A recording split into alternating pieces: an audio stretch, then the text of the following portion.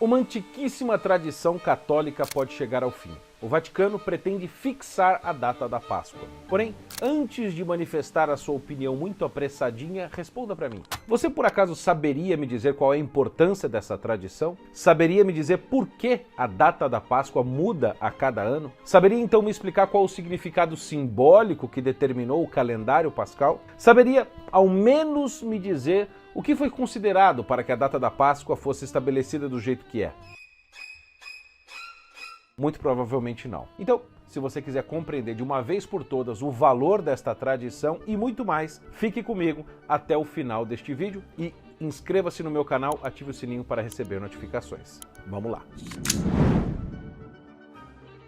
Recentemente circulou uma notícia de que o Papa Francisco, influenciado por patriarcas da Igreja Síria do Oriente, Constantinopla e também pelo arcebispo ortodoxo de Telmessos, estaria disposto a fixar uma data para a Páscoa. La Iglesia Católica está dispuesta, desde el Beato Pablo VI, a la fecha fija, a renunciar al primer solsticio después de la luna llena de marzo.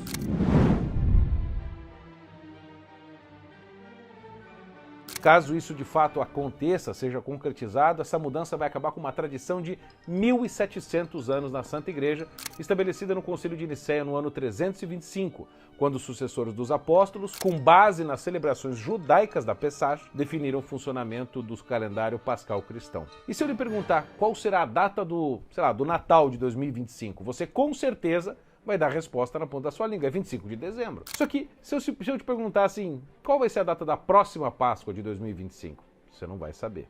Você sabe de cor a data do Natal porque ela é uma data fixa e sempre acontece no mesmo dia. Mas sem consultar o Google, você saberia me dizer como ocorreu o estabelecimento do calendário da Páscoa?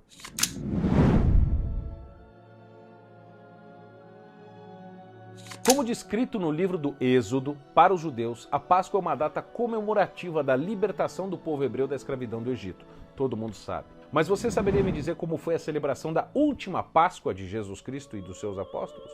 A beata Ana Catarina Emmerich detalha a última Páscoa que Jesus comemorou com seus discípulos. No seu livro Vida, Paixão e Glorificação do Cordeiro, livro que você pode encontrar na minha livraria, confira o link aqui na descrição, a beata afirma o seguinte, abre aspas, o Cordeiro Pascal não foi imolado no templo, mas todo o resto da cerimônia foi feita rigorosamente conforme a lei. Jesus falou mais tarde a este respeito e disse que o Cordeiro era simplesmente um símbolo, que ele mesmo, na manhã seguinte, deveria ser o verdadeiro Cordeiro Pascal.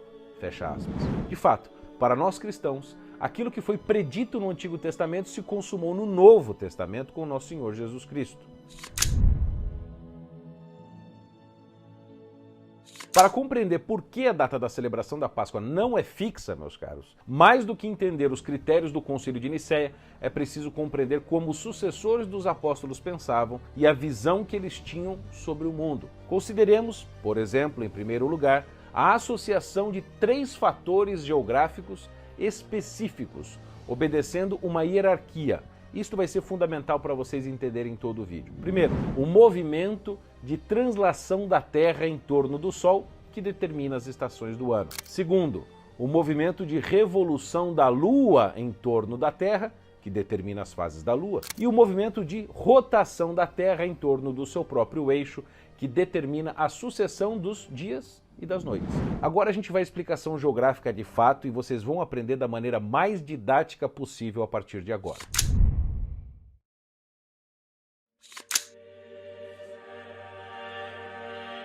Relembrando, o movimento da Terra em torno do Sol é aquele que determina a marcação dos anos. Uma volta completa da Terra em volta do Sol corresponde quase exatamente a um ano do nosso calendário. Quase exatamente, porque ele dura um pouquinho mais do que um ano, como nós o entendemos. Sim, porque a duração de uma volta da Terra em torno do Sol é de 365 dias, 5 horas e 48 minutos. Aliás, é por isso que de 4 em 4 anos nós temos um ano bissexto. É porque nós somamos aquelas 5 horas e 48 minutos que sobravam desses 4 anos e criamos um novo dia, para não bagunçar o restante do calendário.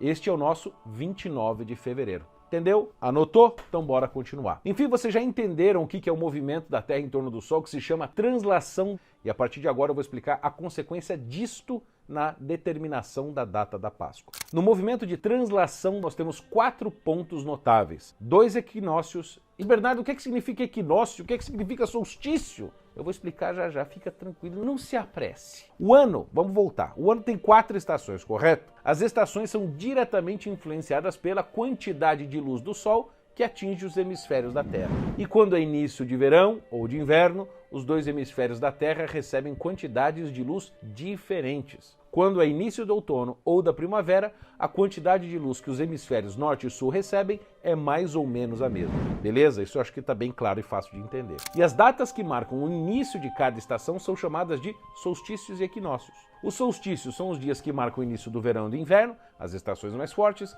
e os equinócios são os que marcam o início da primavera e do outono. A referência, obviamente, é o hemisfério norte, o contrário do nosso, porque é onde está a Terra Santa, para cima da linha do Equador. Então, verão lá é inverno aqui, outono aqui é primavera lá. Eu precisei explicar isso para que vocês entendam como ocorreu o estabelecimento do calendário pascal. Segundo a tradição que nós temos desde o Concílio de Nicéia em 395 d.C., a Páscoa só pode ser comemorada depois que a Terra passa pela linha da primavera no hemisfério norte, ou seja, o equinócio de primavera.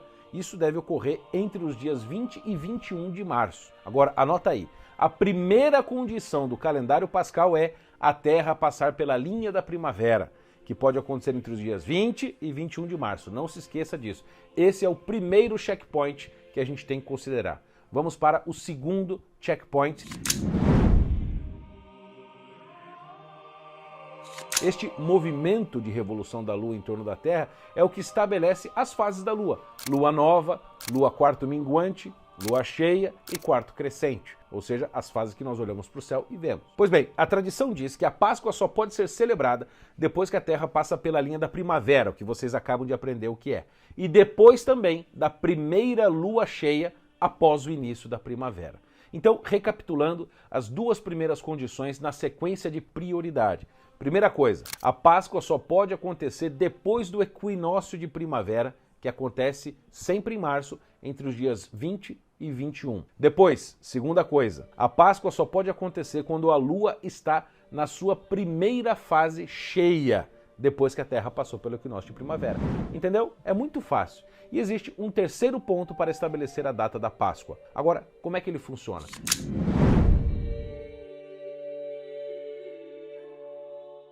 O terceiro, então, e último critério para o estabelecimento da data da Páscoa é o dia da semana, ou seja, no caso, o domingo. Caso vocês não se lembrem, os dias são determinados pelo movimento da Terra em torno do seu próprio eixo. Cada volta completa corresponde a um dia completo. Portanto, sempre deve acontecer depois do início da primavera, depois da primeira lua cheia e sempre no primeiro domingo depois que aqueles 2 critérios anteriores foram cumpridos. Entendeu? É muito simples.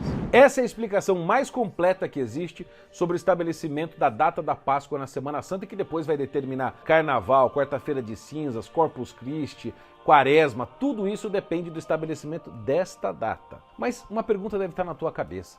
Por que de ano em ano a data da celebração da Páscoa muda? É muito simples. O dia da celebração muda de ano em ano por causa que os 3 fatores que nós vimos sofrem variações. Eu vou explicar para vocês, é bem simples. Às vezes, já é primavera e lua cheia, mas ainda não é domingo, então não pode ser Páscoa e não pode celebrar. Às vezes já é primavera e já é domingo, mas ainda não é lua cheia. Mas, Bernardo, o que os padres tinham na cabeça para imaginar uma coisa tão complexa que para nós hoje ainda é complexo? Nesse caso, é preciso compreender a cabeça do homem da antiguidade. Porque nós sabemos que desde a antiguidade os cristãos, de maneira muito peculiar em relação às demais religiões, consideram o próprio cosmos como sendo um símbolo de Cristo, da divindade. Neste sentido, a edificação de uma igreja, por exemplo, deveria seguir orientação astrológica, o que fez e faz até hoje com que os vitrais das catedrais tivessem assim verdadeiras liturgias vivas para nós de acordo com as estações do ano. O mesmo aconteceu para que pudessem esclarecer e desenvolver também outros assuntos. Santo Agostinho mesmo, o grande Santo Agostinho, recorreu ao símbolo do Sol para explicar o que é a Trindade. A substância solar representa o Pai, a luminosidade representa o Filho e o calor representa o Espírito Santo. 3 aspectos manifestam a Trindade inseparável. Lembremos que, segundo as Escrituras Sagradas, depois da crucificação de Jesus, ocorreu um eclipse, não é mesmo?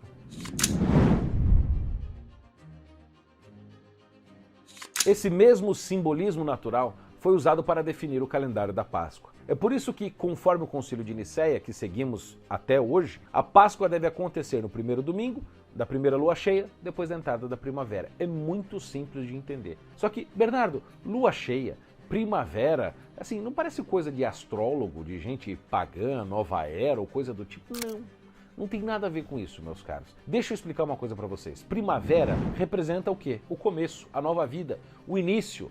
Tanto que esta é a inauguração do ciclo anual das estações. Caso você não tenha percebido, é a estação em que a própria natureza revive, renasce, ressuscita, tudo é florido, as plantas brotam, os animais copulam, acordam depois do longo período de hibernação. É o tempo da vida. Já em relação à lua cheia, ela simboliza o quê? A maré cheia.